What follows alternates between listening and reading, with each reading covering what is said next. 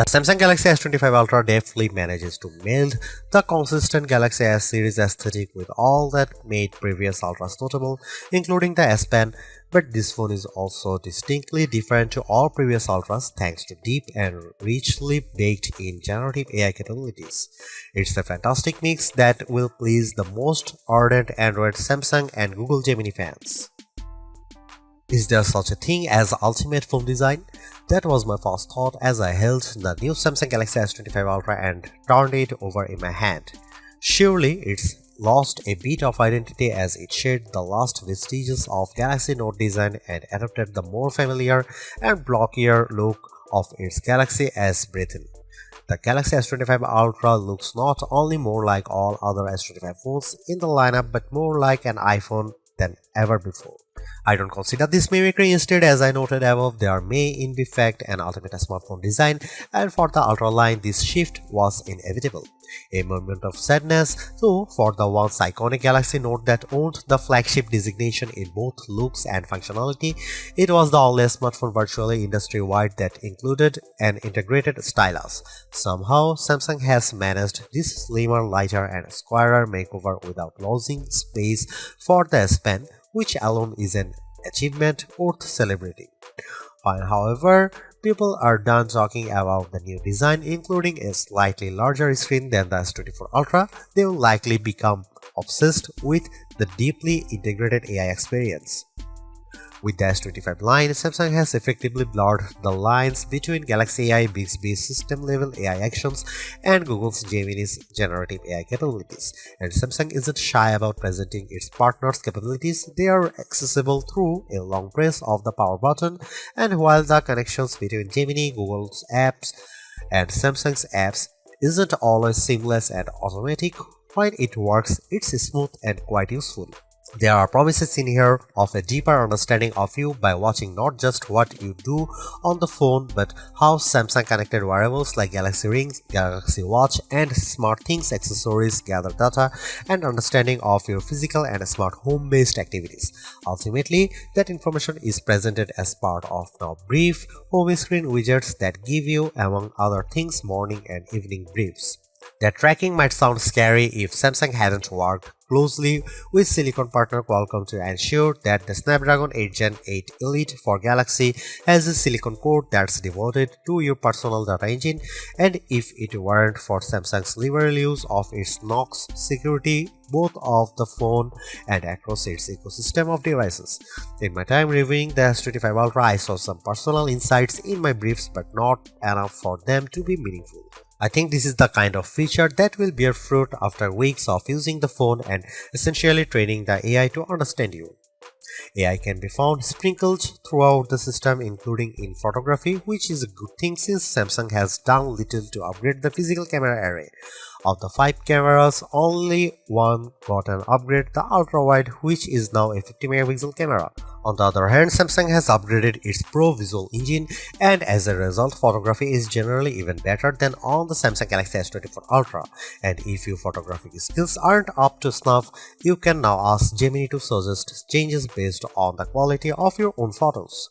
There are more powerful tools for generating AI images and making AI alterations to existing photographs. Sketch to image is more powerful than ever, and I found that using the S Pen with sketch to image generated incredibly realistic AI editions. Samsung's AI integration also extends to sound. It can recognize music playing in a video or hummed by you, and it's also adept at cleaning up messy audio in videos you shoot. This is a better looking, faster, smarter and longer lasting Ultra than any that's come before it, and it still costs the same $199 US. The Samsung Galaxy S25 Ultra was unveiled at Samsung's Galaxy Unpacked event on January 22. It's available to pre-order now in a choice of 4 colors wherever to buy: titanium silver blue, titanium white silver, titanium grey and titanium black, and 3 more that are exclusive to the Samsung store: titanium jade green, titanium pink gold and titanium jet black. The phone ships in either 256GB or 512GB or 1TB storage configurations, and every variant comes with 12GB of RAM. Samsung Galaxy S25 Ultra will begin shipping on February 7 for the following prices. The 256GB variant is $1,299, 512GB price is $1,499, and 1TB is $1,659.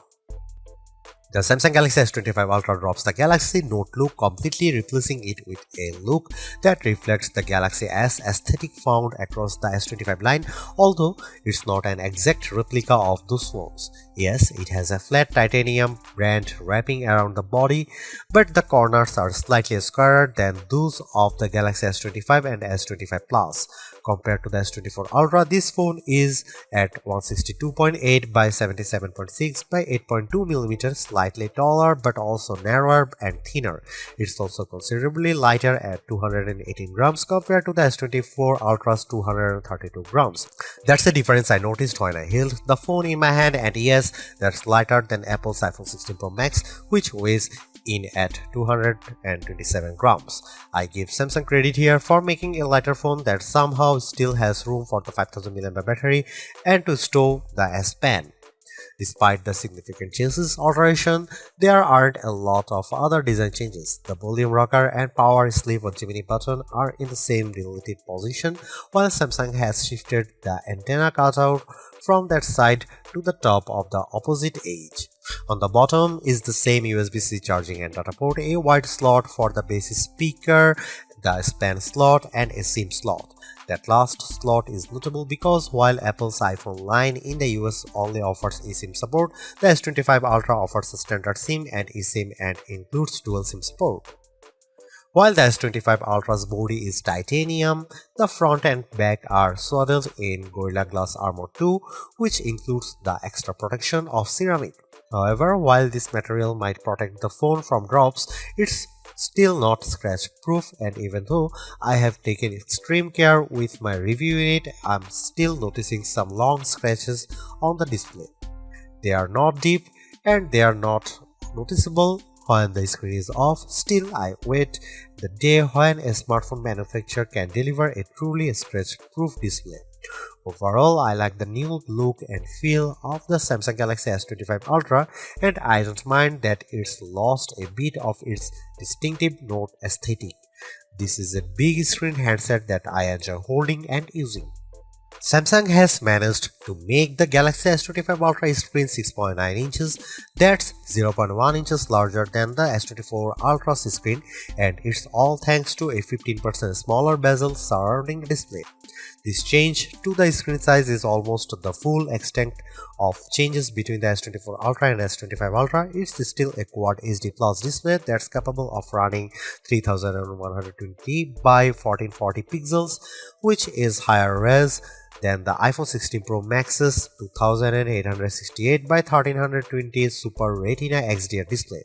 You won't see that S25's Quad HD Plus resolution though unless you dig into setting and switch from the default Full HD Plus resolution, and there's a good reason to leave well enough alone, as the Full HD Plus resolution looks excellent in most situations and you will get better battery life by sticking with the lower resolution. This is still an adaptive refresh rate display, auto switching from 1Hz to 120Hz on an as needed basis. Again, you can save a bit of battery life by switching to 60Hz, but the battery smooth motion is, in my opinion, worth the trade-off. There is one notable update that's not to the display itself, but the display is where you will see it. ProScaler is an image upscaling technology adopted from Samsung's TV Tech. The ability to upscale any lower resolution content is powered by silicon and might come in handy if, say, you are playing an old game or watching an old video on the Quad HD Plus screen. It's a beautiful, perfectly flat screen, and unlike on the iPhone 16 Pro Max, there's no large island cutout for cameras, sensors, and information. Instead, there's just a small circular cutout for the 12-megapixel front-facing camera, and it's not something you notice while watching movies, playing games, browsing the web, or engaging with Gemini. Underneath, The screen is an ultrasonic fingerprint reader. I initially only registered my thumb but found that the scanner sometimes struggled to read my print. My skin is incredibly dry right now, so that might have contributed to the flakiness. Later, I registered multiple digits and found better luck with an index finger. I also used a pin and my face to unlock the phone. The integrated S Pen looks, feels and essentially works the same as the S Pen in the S24 Ultra, but with one notable difference: it no longer has Bluetooth Low Energy support. This means that some of the long-distance remote control features no longer work. You can't use them button on the Pen 2, for instance, advanced lights. Samsung told me they removed BLE support because so few people were using the related features, and I can say that I didn't miss it in my tests. In general, I'm a big fan of the S Pen. It's thin and small but a worthy drawing implement.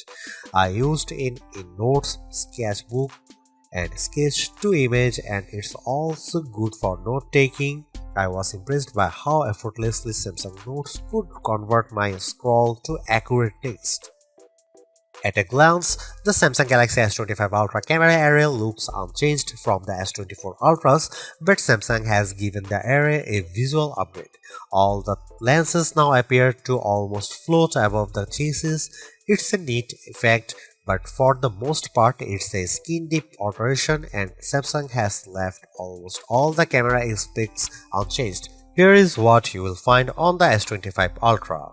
You get the same 200 megapixel main sensor, 50 megapixel 5x telephoto, 10 megapixel 3x telephoto, and 12 megapixel front shooter found on Samsung's previous Ultra model. The only new camera of the bunch is the 50 megapixel ultra wide. More pixels here mean better low light performance for ultra wide shots and more detailed macro shots. As evidenced in my test, this is mostly because the camera defaults to bind shooting, which means it's combining roughly 4 pixels for each one in the final image. Similarly, you will do most of your 200 megapixel main camera shooting in a pixel binned 12 megapixel mode. Here are some camera samples of Samsung Galaxy S25 Ultra.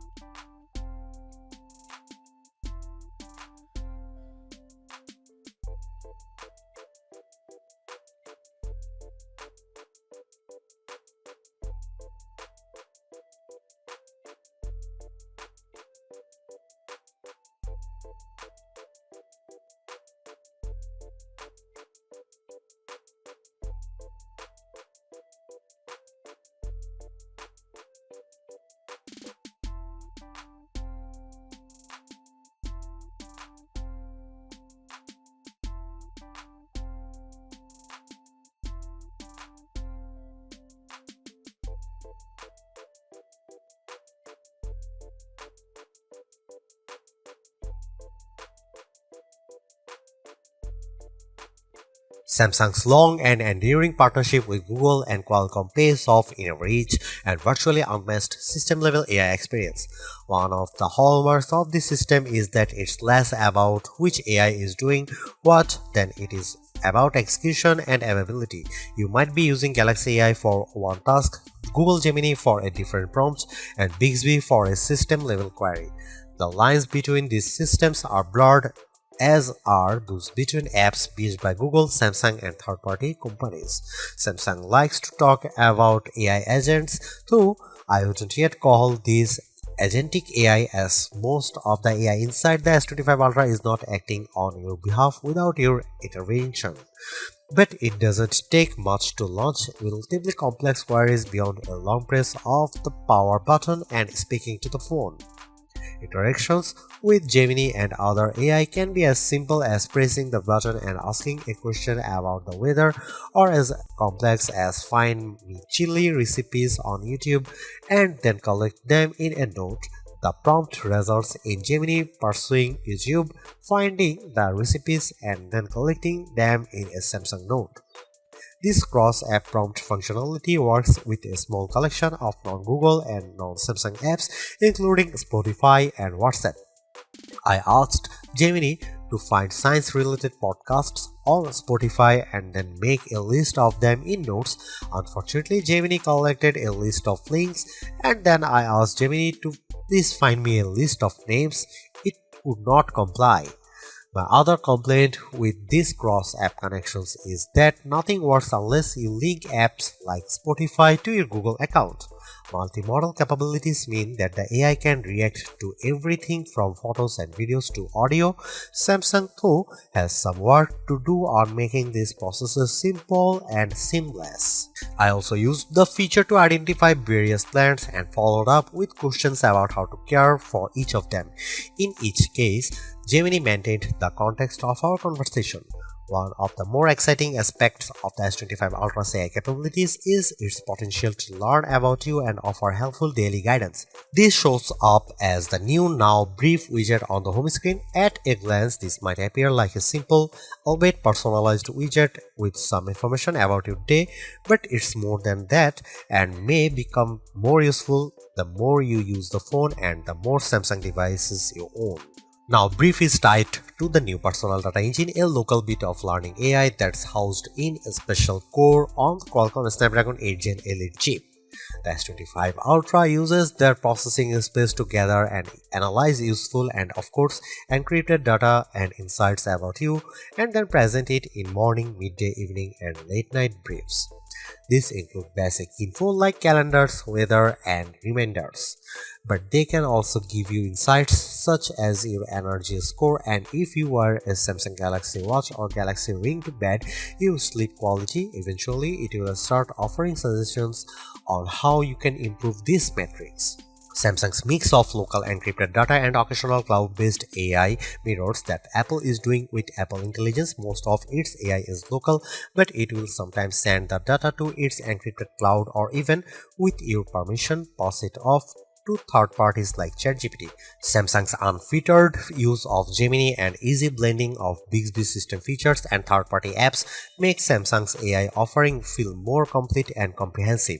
And while Apple is only comfortable letting people create cartoonish images to themselves and new Genmojis, Samsung is pushing the boundaries of AI image generation. Since the introduction of Galaxy AI last summer, I have been adding uncanny, lifelike AI elements to original photos using sketch to image, and the S25 series proves even more adept at fictional creations. I used sketch to image to add a white mouse to a series of images using the S Pen.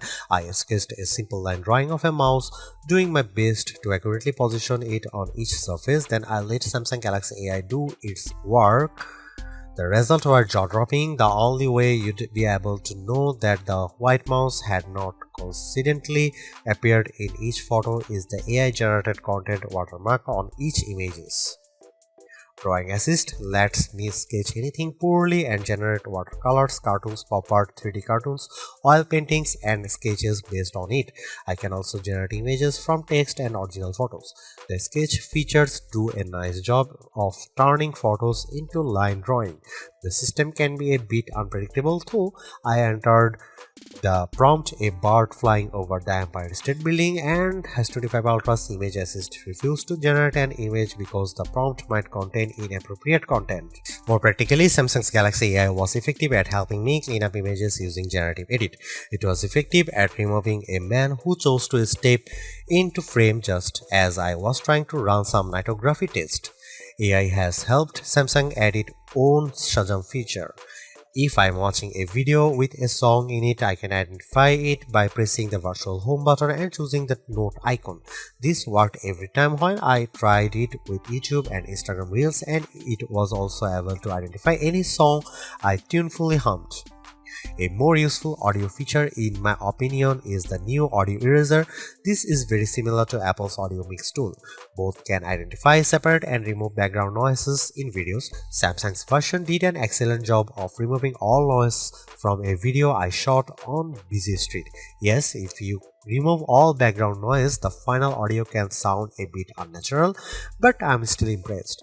As a system, One UI 7 is cleaner and smarter than ever. Even Gallery has been given an AI upgrade, so it's better at returning useful photo results. I can now select the search icon and then speak my query with typically accurate results.